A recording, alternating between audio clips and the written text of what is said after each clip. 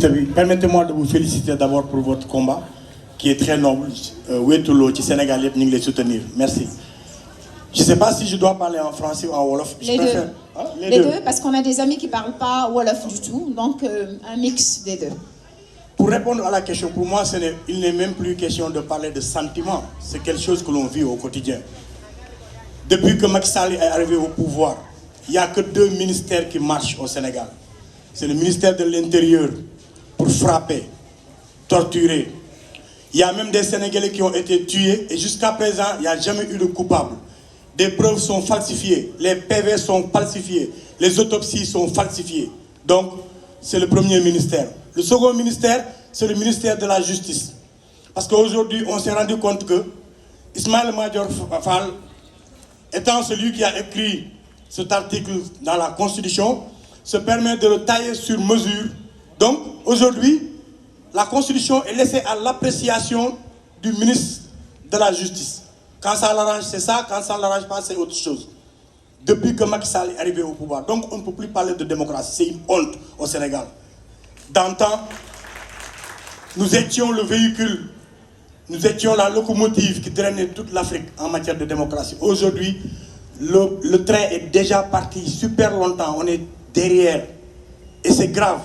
Et c'est à cause de ce régime. C'est à cause de ce régime qui est devenu un régime totalitaire, autoritaire, un régime de la terreur. Les gens sont arrêtés de nuiter chez eux.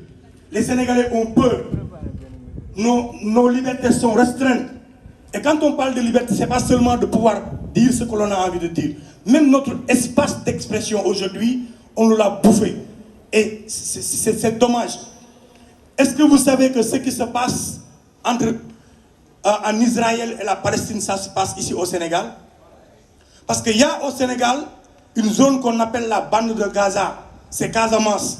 Quand il y a des problèmes, on bunkerise Ziguinchor. Personne ne rentre, personne ne sort. Pas de bateau, pas de citoyens, pas de marchandises. C'est pas ça la bande de Gaza? Alors, donc, Macky et son régime sont en train d'utiliser les mêmes méthodes d'espionnage, d'écoute des gens. Les gens sont suivis. Les gens sont persécutés. Il n'y a plus de liberté. La liberté d'opinion est devenue aujourd'hui un délit d'opinion. La liberté de presse est devenue un délit de presse. On arrête des journalistes au Sénégal en 2023.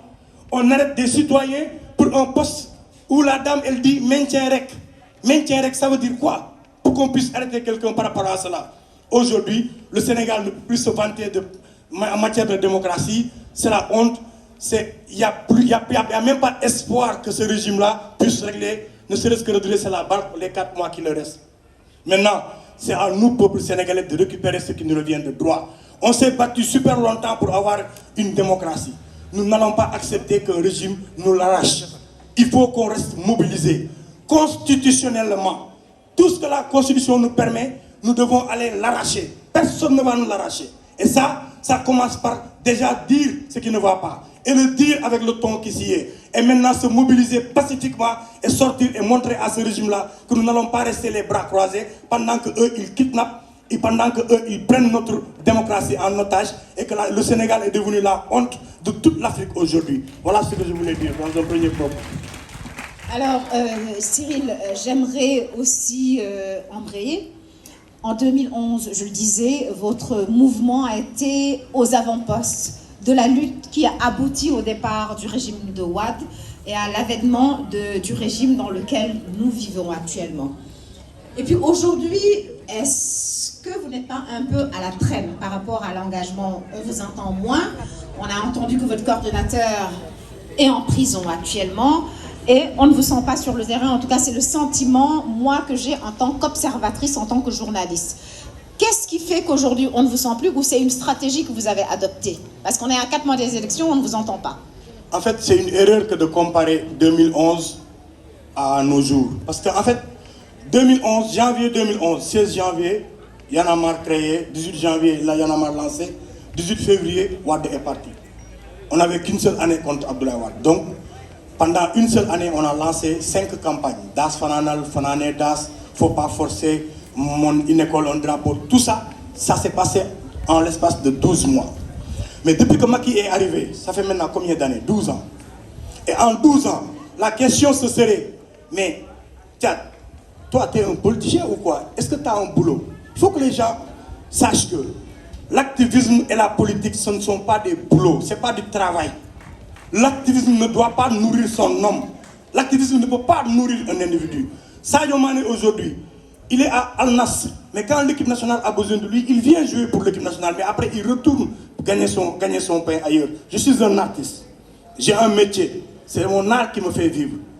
Il arrive des moments où je dois me concentrer sur ce que je fais. Je ne suis pas un parti politique obligé de pondre un communiqué ou quelque chose tous les mois ou toutes les semaines. Et encore que, quand Macky est arrivé, 2013, on a fait Digue Borlo Gorti Wahdi à la place de l'Obélisque. Le lendemain, la presse sénégalaise nous a laminé en disant Y'en a marre de Y'en a marre.